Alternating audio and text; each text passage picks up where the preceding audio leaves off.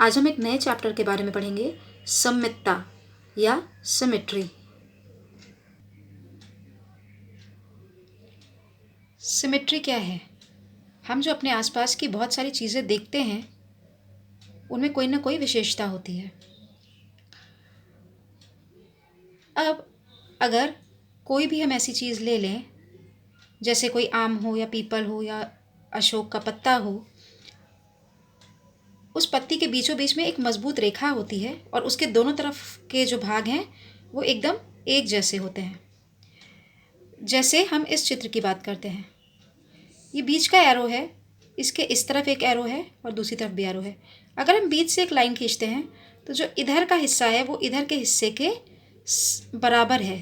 तो ये जो बीच वाली लाइन है ये सममित अक्ष कहलाती है और इसके दोनों तरफ की जो इमेजेस हैं वो एक दूसरे की मिरर इमेज हैं। जैसे ये एक इंसेक्ट है, इसको हमने बीच से अगर एक लाइन खींची तो जितना हिस्सा इस तरफ है उसका सेम वैसा ही हिस्सा दूसरी तरफ भी है। जैसे कि यहाँ पे मिरर रखा हो, शीशा रखा हो, शीशे में जो सामने होता है वही तो सेम दिखता है।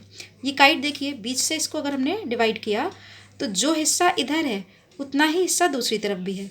तो ये बीच वाली लाइन इस चित्र का सममित अक्ष है और यही इसकी सममितता कहलाता है। ये जो कोन का शेप है इसमें भी अगर बीच से हम लाइन खींचे, ये पत्ती है, इस पत्ती के बीच से लाइन खींचे तो दोनों तरफ के हिस्से एक दूसरे के सममित होंगे। इस सर्कल को भी अगर बीच से चाहे इधर से हम लाइन खींचे, दोनों हिस्से चाहे वो बीच से लाइन खींचेंगे तो दायां और बायां, और ऐसे हॉरिजॉन्टल लाइन खींचेंगे तो ऊपर और नीचे का हिस्सा एक दूसरे के एकदम बराबर होगा और वो इसका सममित अक्ष कहलाता है। तो इस तरह की ऐसी आकृति जिसमें सममित रेखा, यानी ये जो रेखा है ये सममित अक्ष या सममित रेखा कहलाती है। इस पर अगर हम एक मिरर रख दें तो जो एक भाग में दिख रहा होता है जो आकृति, वही उसके दूसरे भाग को ढक लेती है। हाँ, तो इसे हम रिफ्लेक्शन सिमेट्री कहते हैं। अब हम इसी तरह से कुछ चित्रों पर देखते हैं। ये एक समबाहु त्रिभुज है। समबाहु यानी जिसकी जो तीनों बाहुएं हैं, तीनों लाइंस हैं वो बराबर हैं, समान हैं।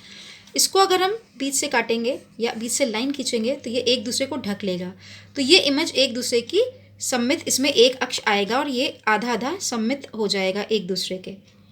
इसी तरह से अगर ये वृत्त है तो वृत्त में भी यही होगा। हम चाहे वृत्त को किसी भी जगह से मोड़ दें, अगर हम एक सर्कल काटें पेपर पे और उसको बीचों बीच से मोड़ दें, अब वो चाहे ऐसे मोड़े, चाहे इधर से मोड़े, चाहे इधर से मोड़े, हमेशा ही एक हिस्सा दूसरे हिस्से को ढक लेगा। इसका मतलब वो जो आकृति है वो सममित है।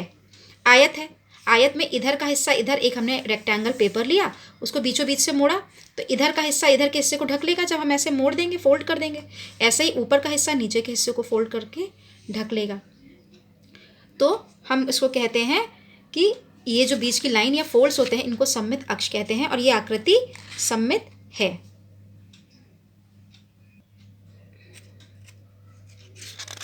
बस हो गया।